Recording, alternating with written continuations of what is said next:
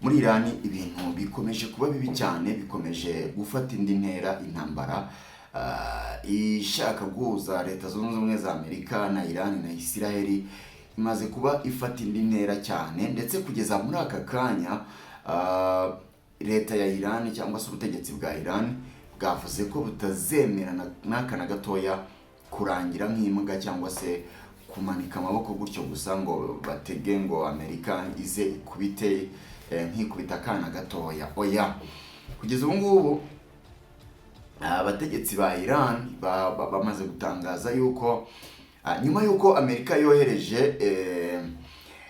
ubwato bunini cyane bw'intambara, ibyo bita aircraft carrier, ubwato nyine bwa bwato bunini cyane, bwa bwato butura buba butwara izindi ndege z'intambara, nabwo ubwabwo buba bumeze nk'ikigo cya gisirikare, kubera yuko buba bushobora gutwara amato menshi y'intambara, bugatwara abasirikare benshi cyane. Ibyo byose rero bigatuma bushobora kuba bwafatwa nabwo ubwabwo nk'aka military base ko mu mazi. Ni ukuvuga ngo rero nyuma y'uko Amerika yohereje ubwitwa USS Abraham Lincoln aircraft carrier, kugeza ubu ngubu bwasatiriye cyane Iran, buri hafi gatoya cyane ya Iran, bukaba bwiteguye kuba bwarasa nyine muri Iran isaha iyo ari yo yose.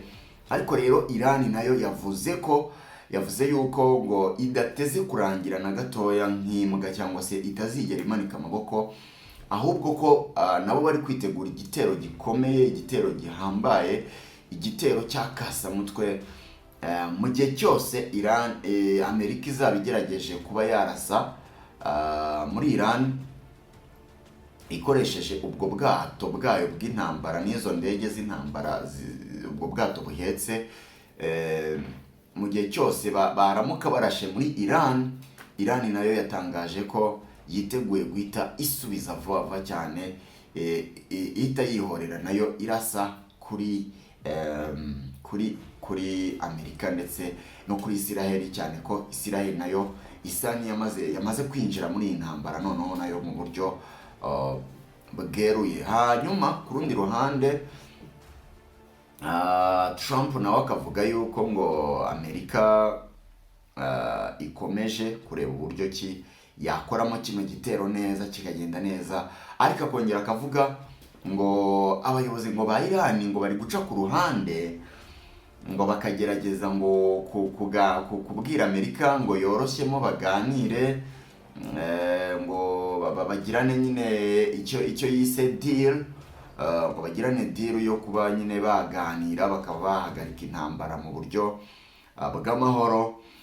Ariko ngo nanone ngo Amerika ikavuga yuko uwo ni Trump akavuga yuko ngo Amerika ngo nubwo Iran iri kugerageza kuturyoshya kutubwira ngo turebe ukuntu twakoroshyamo tukaganira, atariko Amerika yo ntabwo irafata umwanzuro uhamye ninga irebe niba yahagarika igitero kuri Iran. Niko Trump avuga ati bari kutwinginga ngo turebe uburyo twaganira nabo bigakemuka mu mahoro, atariko twebwe ntabwo turabitekerezaho neza, turacyareba uburyo cyitwaga igitero cyacu, ntabwo turafata umwanzuro wo guhagarika igitero cyacu. Ariko se ukuri ni ukuhe? Koko Iran yabishaka gusaba ibiganiro na Trump, cyangwa Trump ni kwa kundi aba arimo kwikina nyine yitera iteka, ashaka kwerekana ko nyine isi yose iri kumwinginga cyangwa se abantu bose bari kumwinginga? Kugeza ubu ngubu rero reka nze tubyinjiremo neza, mubwire uburyo ki Amerika iri guteguramo icyo gitero cyayo, mubwire uburyo yo na Iran bamaze kugira ibyo bemeranywaho, mubwire uburyo ki Amerika nanone yakoze urutonde rwabo igomba kwica muri Iran, ubwo barangajwe imbere na Amenei n'abandi bakomeye cyane bagomba gupfa. Ndaje bakubwira urwo rutonde Amerika yasohoye, hanyuma mubwire noneho ingamba ubutegetsi bwa Iran cyangwa se umutegetsi w'ikirenga wa Iran Ali Amenei nawe yamaze kuba afata nyuma y'ibyo nyine Amerika yatangaje. Reka nguhe ikaze rero kuri Oscar Dushime YouTube channel yanyu mukunda cyane muri benshi, kubera ibiganiro byiza tubagezaho, amakuru agezweho, ibyegeranyo bitandukanye, ubusesenguzi bugiye butandukanye, byose tuba duhari ku bwanyu. Kora subscribe rero aho ngaho, niba utari wayikora nyamuneka reba ahantu handitse subscribe ukandeho, urebe no kukazogera naho ukandeho, kugira ngo ibiganiro byacu dukora tukugezaho umunsi ku munsi bijye bikugeraho. Nitwa Oscar Dushime, guhaye ikaze muri iki kiganiro.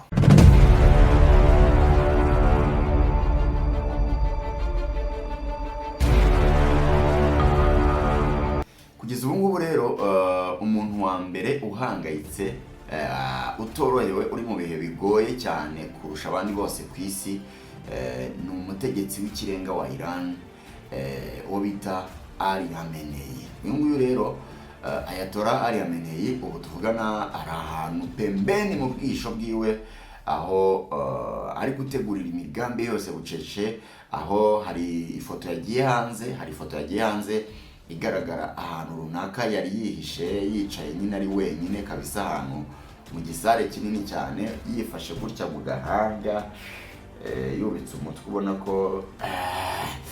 ubona yuko byamurenze, ubona yuko byamucanze, nyine ari gutekereza ibintu byinshi, ari gutekereza ikintu agiye kuba yakora mu by'ukuri, kugira ngo agiye gukora kuri izi ntambara no kuri iki gitero abanyamerika bashaka kumugabaho. Ahangaha rero bimwe mu byemezo yahise afata, nyuma yo kumenya yuko Amerika na Israel bari gupanga umupango noneho wo kuba bagenda bakica abayobozi bose bari mu nzego zo hejuru, cyangwa se abayobozi bakomeye muri politike ndetse no mu gisirikare, babandi nyine b'abacurabwenge, babandi batekerereza igihugu, babandi bagishyiraho imirongo migari yo kugenderaho, babandi bavuga bati ibi ngibi igihugu kirabyemera, ibi ntikibyemera, turakora ibi ntitubikora. Nyine babacurabwenge kabisa batekerereza igihugu, nibo Amerika iri gutagetinga kubanza kwica, kugira ngo biyorohere noneho kuzahita isenya systeme y'imiyoborere yose ya Iran. Murabizi ko byanavugwaga yuko bashaka kwica, kuba bakuraho Ayatollah Ali Khamenei nyine bagashyiraho Reza Pahlavi ngira ngo ni umuhungu w'umwami wahiritswe muri revolution y'igihumbi 1979. Ubwo nyine aba Ayatollah bafataga ubutegetsi bagahita bashyiraho Repubulika ya Kisilamu hano muri Iran, bahiritse nyine ingoma ya cyami. Umuhungu w'umwami rero wari uri icyo gihe yari iyo kudeta yakozwe, we yari yaroherejwe, yari afite imyaka 17, yari yaroherejwe muri Leta Zunze Ubumwe za Amerika kugira ngo ajye kwiga ibijyanye no gutwara indege cyangwa se piloting, aho rero uwo muragwa w'ingoma yari ari kubanza kwihugura mu bijyanye no kugurutsa indege, hanyuma kugira ngo azagaruke mu gihugu nyine afite ubumenyi buhagije bwa gisirikare. Muri uko rero muri icyo gihe yari yaragiye muri Amerika, nibwo Abayatollah bakoze kudeta bahirika ingoma ya cyami. Uwo mwami ari we se wa Reza Pahlavi aza no guhungira mu Misiri, ari naho yaje kugwa yishwe na kanseri, ntibuka neza iyo ariyo. Hanyuma rero kuva icyo gihe kugeza n'ubu uwo Reza Pahlavi aracyaba muri Leta Zunze Ubumwe za Amerika nk'impunzi, ahafite ubuhungiro, ahamaze imyaka myinshi cyane. Ngira ngo rero byaravuze ko bishoboka ko Amerika ishaka guhindura buriya butegetsi, ikaba yashyiraho uyu Reza Pahlavi. Nawe mukunze nagiye mbabwira kenshi ko mu myigaragambyo myinshi iba nawe asa nk'ushyiramo ukuboko kwe akagerageza kuvuga. Kuri inshuro noneho bwo yabishyize ku rundi rwego, agerageza kwerekana yuko ari inyuma y'iyo myigaragambyo cyane, ndetse ashyigikiye abaturage ba Iran bari kwigaragambya, akajya nababwira ko ari we mucunguzi wenyine bafite, ko ari we washyira ibintu ku murongo, kandi ko yiteguye kuba yaza akabishyira ku murongo. So rero ibyo bigahita biha ireme ba bandi bavuga yuko ushobora kuba hari umugambi wa Amerika wo kuba bahirika Ayatollah, hanyuma bo bagashyiraho Reza Pahlavi, kuko we yakora mu nyungu zabo, kuko nyine n'ubundi n'ubusanzwe ni umunyamerika, atuye muri Amerika, yamaze gufata imico n'imiyoborere n'imitegekere bya Amerika byose bimurimo, rero akaba yakoreshwa nk'igikoresho cya Amerika kiri muri Iran. Icyo navugaga rero nuko mu by'ukuri Ayatollah rero yabirebye aravuga ati anytime nshobora kuba nakicwa, isaha n'isaha nakicwa, n'abayobozi tuyoborana bashobora kuba bakicwa, rero reka dushyireho abandi bayobozi bashobora kuba badusimbura in case twaba twishwe cyangwa se haba havutse ikindi kibazo gituma tudashobora gukomeza kuyobora. Reka nifashishe bimwe mu bitangazamakuru byo muri Iran biri kuvuga yuko umuyobozi w'ikirenga wa Iran yashyizeho cyangwa se yatangaje amazina 3 y'abayobozi bakuru bashobora kumusimbura mu gihe cyose yaba yishwe.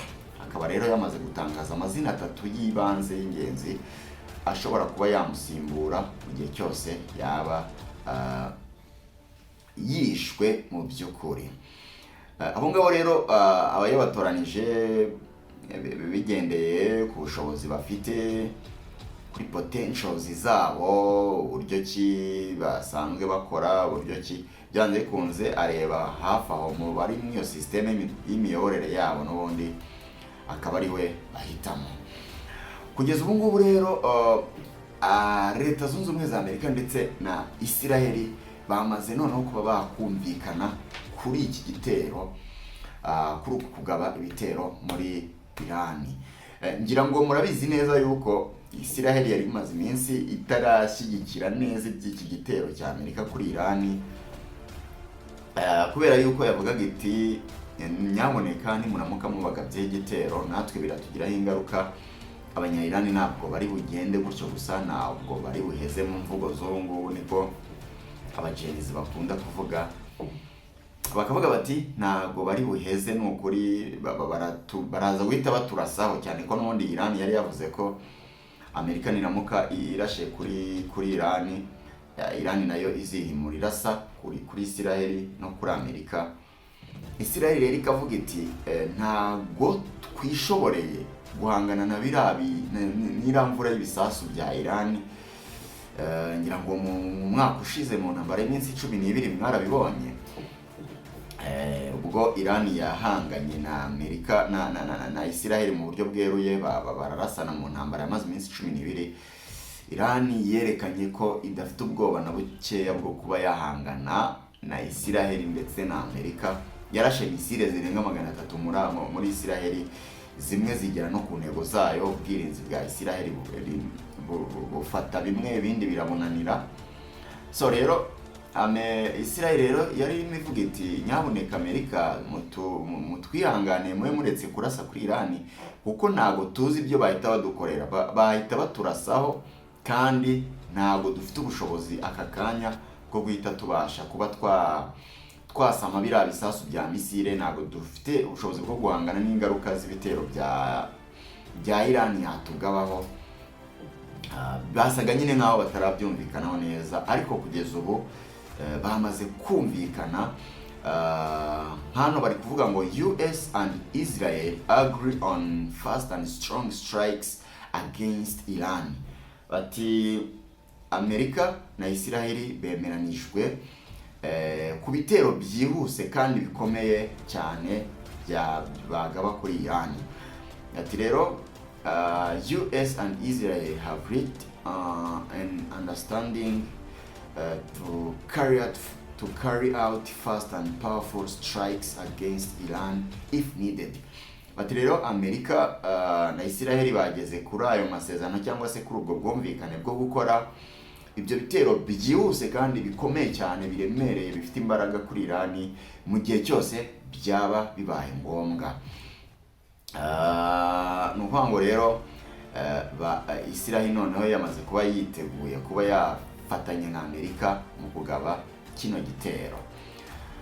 Ubwo rero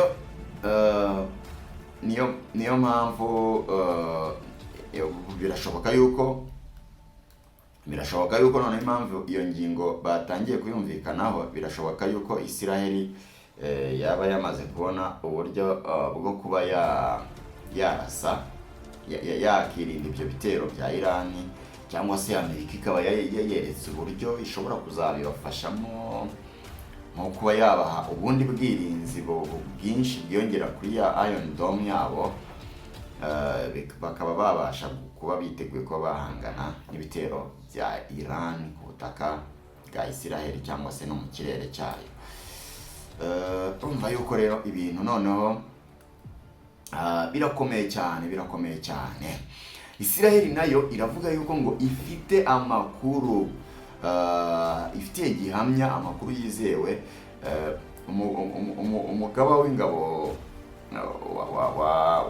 w'ingabo za Israel, Eyal Zamir, yavuze ko ngo babonye ibihamya, bafite ibimenyetso bihamya ko Iran yakiriye indege enye za Sukhoi 55 fighter jets, cyangwa se indege z'intambara zo mu bwoko bwa Sukhoi 55 zigera kuri enye, ndetse babona n'ubwirinzi bw'ikirere bwitwa S-400 cyangwa se S-400, bukaba ari air defense system cyangwa se ubwirinzi bw'ikirere ngo bakiriye, bakaba rero barabihawe mu minsi ishize. Ibyo byose ni bikomeza gutuma Israel ibona impamvu ngo zikomeye zo kuba yafatanya na Leta Zunze Ubumwe za Amerika nyine kuba yahangana na Leta Zunze Ubumwe za Amerika. So rero ni byinshi bikomeje cyane kuba bivugwa muri iyi ntambara, ni byinshi cyane biri kugenda bivugwa cyane, bikavugwa ko Uburusiya nabwo bwamaze kuba bwemerera Iran kuyigurishaho intwaro zigiye zitandukanye n'indege z'intambara. Murabizi ko Iran yagiye ifatirwa ibihano bitandukanye ku rwego rw'isi, kitemerewe kugura intwaro, kitemerewe kugura indege z'intambara, kitemerewe kugura ibikoresho bya gisirikare bigiye bitandukanye.